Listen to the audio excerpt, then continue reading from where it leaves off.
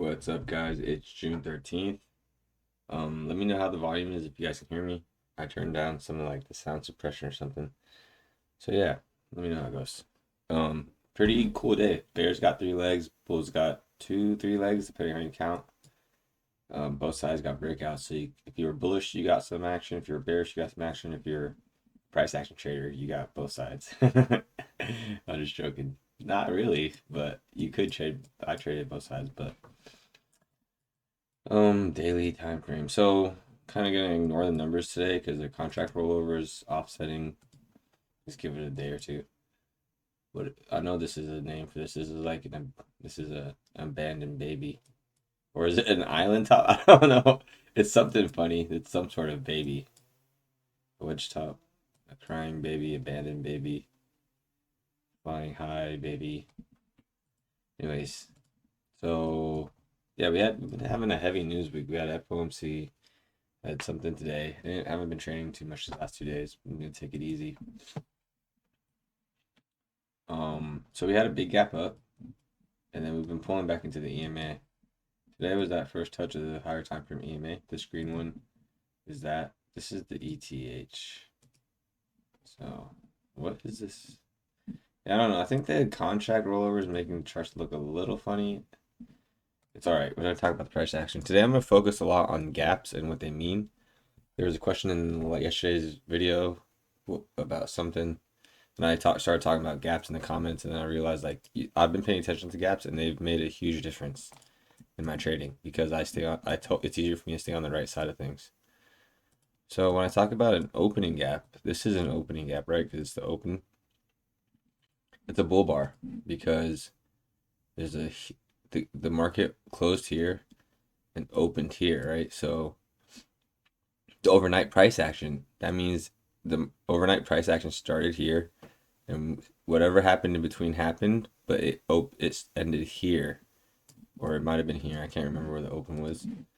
So let's go to the overnight price action. So the open might have been, was it open 6:30? I think the open was actually up here. So do you see how the internal, so let's go back real quick. So this was yesterday, the market closed here, and today the market opened up right here. In the first bar of the day was this bear bar, and it traded lower, right? So now I want you to think of this bull bar. Look at this bull bar, okay? Actually, hold on. Hold on.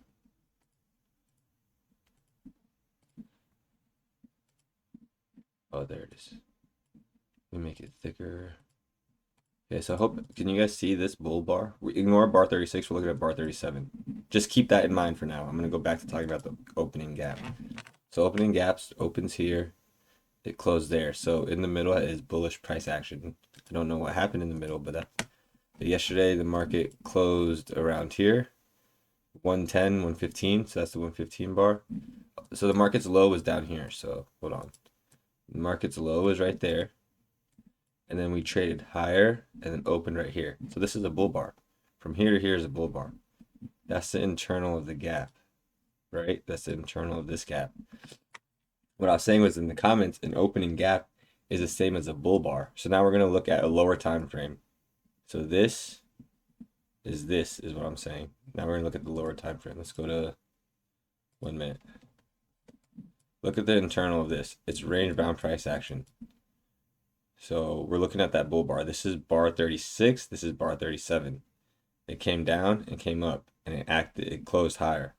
Started on the low, closed here. So 1, 2, 3, 4, 5.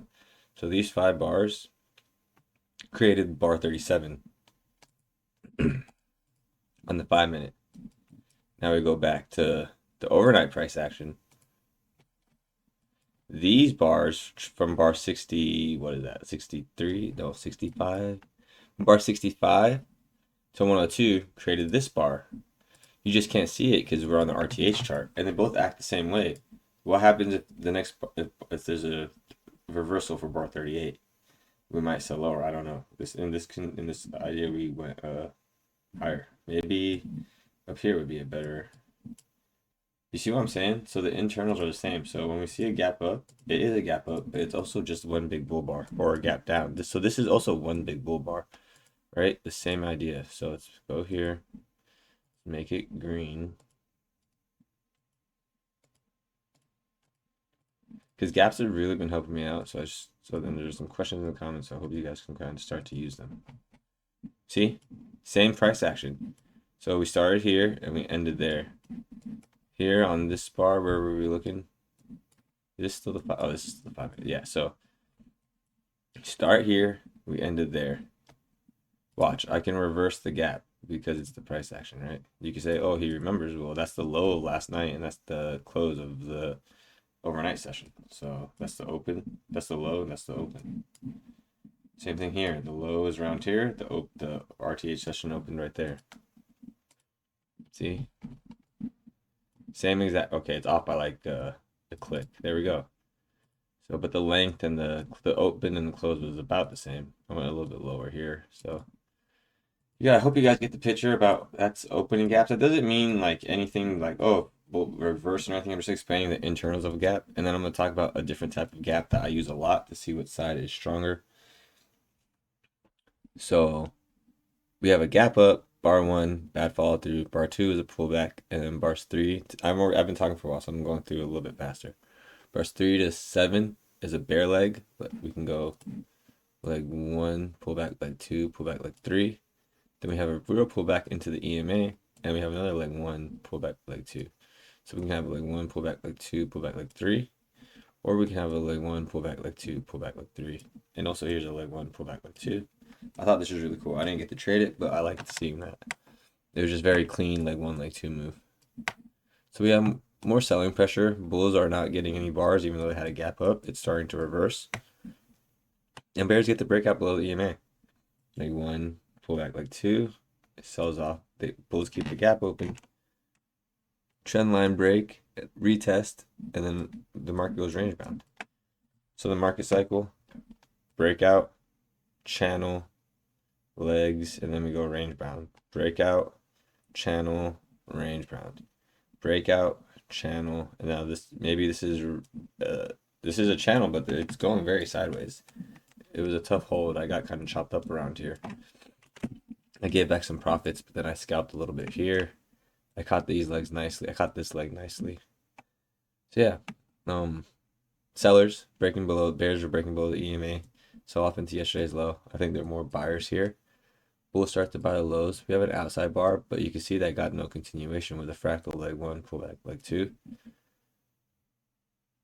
Bulls that buy here got trapped. They buy lower and they make money on their second contract, and they can even hold to the high of this. Bar 13 is a range bar. Bar 14 is an outside bar. Bar 15 is an inside bar. Bar 16 is a range bar that becomes a pullback for a leg 2, leg 1, pullback leg 2.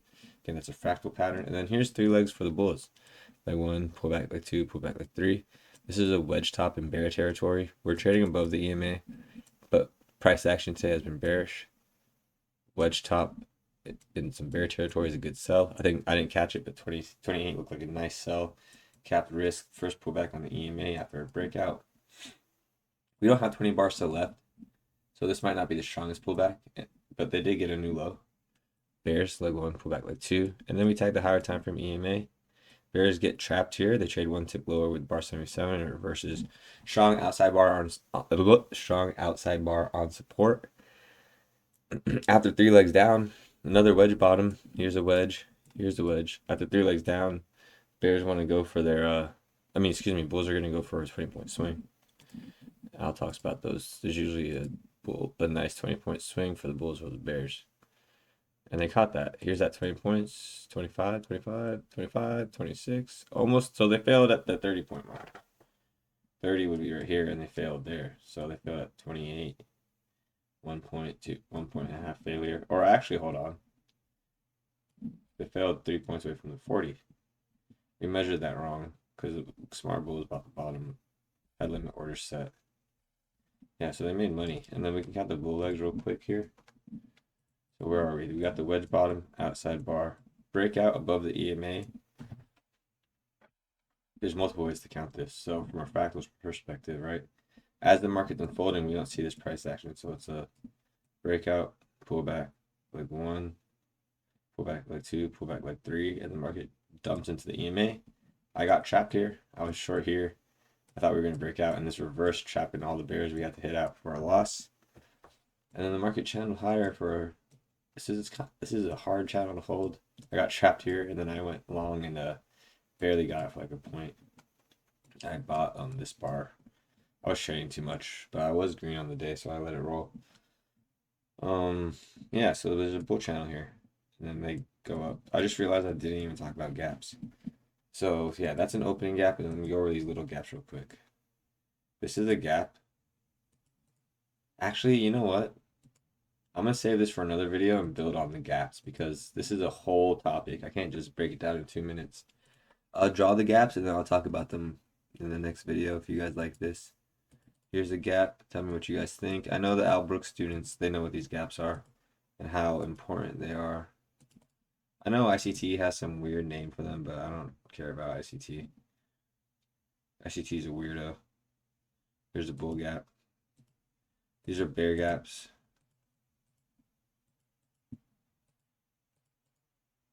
So these bear gaps show bear pressure that bulls cannot close the gap. So there's trapped bulls up here. So they cannot come back up. The market's dumping without them. Here, these gaps show trapped bears. There's more bullish pressure, so it's better to be long. If there's bull gaps, better to be long. If there's bear gaps, better to be short. There's more of these gaps, but I don't have too much time. I like to keep these around 10 minutes. Let me know what you guys think about the gaps. Let me know if the volume was better. Have a good one, guys. Thank you for your support. I appreciate the comments. Ask some questions.